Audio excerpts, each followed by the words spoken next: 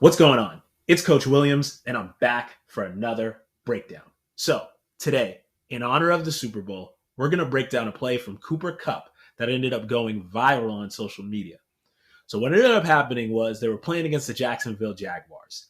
And after the game, he got an interview, and they asked him about a touchdown that he scored.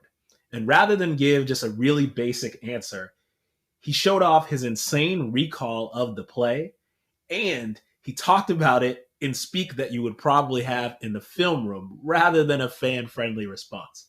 So people really didn't know what he was talking about. So you're lucky that you're on this channel because I'm going to break it down for you in a very special way. We're going to go through it on film, but we're also going to step into it in VR so we can see it from Cooper Kupp's perspective. So without any further ado, let's watch that interview. Touchdown specifically, your defender went and blitzed. What did you see there? How were you able to use that to your advantage? Yeah, they just had a little 3-deep fire zone, brought the nickel off the edge, safety dropped down. It didn't look like they were doing a replacement fire zone, so I knew with the back away we were going to get three pushing through. I had an opportunity to kind of run in there if I could beat my guy and just had to beat the safety to the end zone. That's a lot to unpack, but let's get started here, okay? So the first thing that he said was it was a 3-deep fire zone. So what that means is there's going to be a 5-man pressure, and we're going to have a cover 3 behind it, cover 3 zone. So this guy's going to have a third, this guy's going to have a third in the middle of the field, and then this corner here is going to have a third. So he knew that the nickel was coming off the edge, right? So he could see it from his perspective right here, and he could see that the nickel was going to be the guy that was going to be coming off the edge. So these guys right here are going to be our 5 rushers, okay?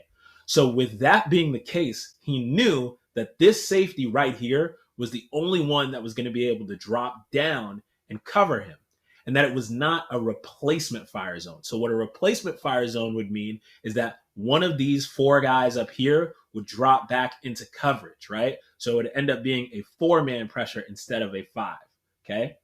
And with the back away, it's going to end up being these 3 guys for these 3 guys right here, right? So these 3 are going to have to cover the guys on this side because the safety is going to go to the field, go to the middle of the field. And then these 2 guys are going to be in the area of these 2.